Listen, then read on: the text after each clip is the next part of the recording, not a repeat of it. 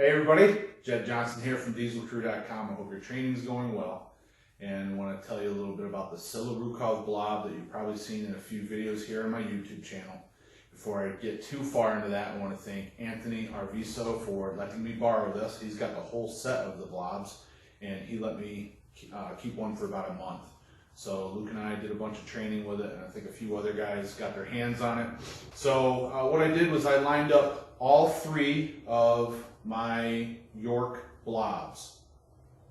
The original Fatman blob, the transitional blue blob, and finally what's called the Next Gen Blob.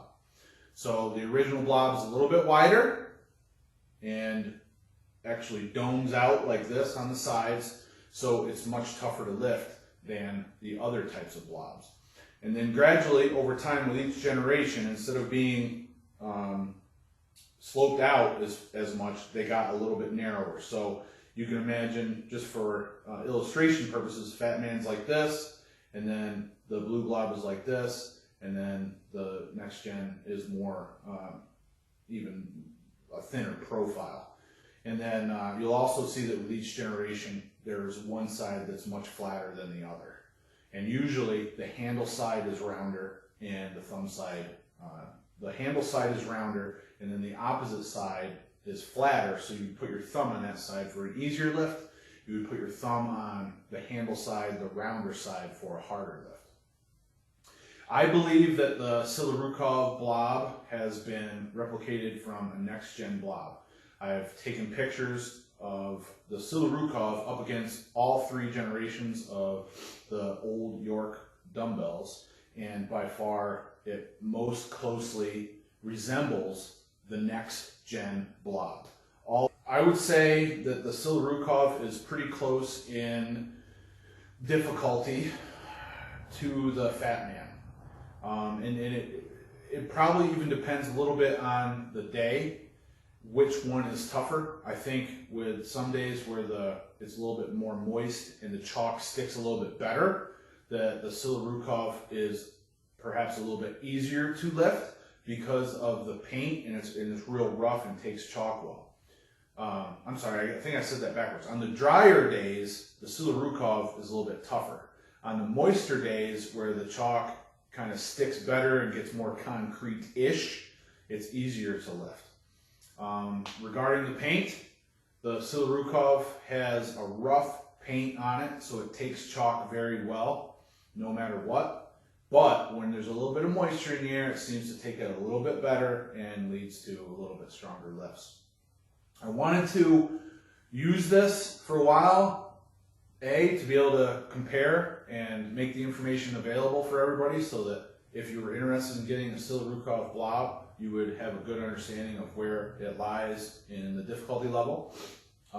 It is a 24 kilo blob. Never weighed it. Maybe I'll do that here at the end of the video, but up until this point I haven't weighed it, so I don't know what the actual weight is, but 24 kilos equals about 53 pounds.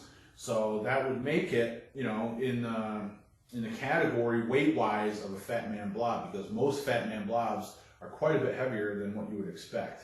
A half hundred, such as mine, comes out about 53, 54 pounds as well, and most of them are at least 52, and some of them have been 54 and a half pounds. So quite a bit heavier than you would expect. So at 53 kilos, the weight is there to line up weight-wise with the Fatman. And in the time that we've been borrowing this Silarukov Blob, we were able to do a few cool feats.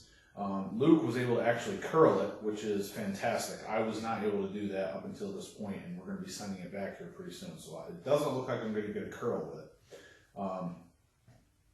Did some good holds with time, lifted it with weight added, some combo lifts. I lifted it with the inch dumbbell. And all of those feats are feats that I don't think I've seen anyone else produce. I don't know how widespread these are throughout the world. I believe I'm accurate in saying they originate from Russia.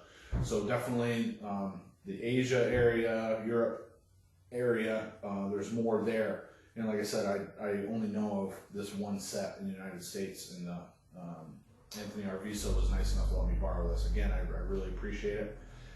If you have any other questions on the Silarukov Blob, I'm happy to answer them. Just go ahead and leave a comment below. And hey, I hope this video has been helpful and that you've enjoyed it. And again, any other questions, let me know. Make sure to subscribe. I love doing videos like this and giving people information to help them make wise decisions in their training. If you're looking for instruction on blob lifting, I've got a great ebook on lifting the blob. I've got an 8-week program. I've got a DVD on block weight lifting, covers all kinds of block weights. And if you want to lay something out personally for you, specifically for your training, then hit me up and maybe we can do some programming and coaching. All the best in your training, everybody. Be sure to subscribe. Catch you in the next video. Take care. Look at that thumb. Look at that thumb. Isn't that beautiful? Just perfect for block weight lifting. See ya.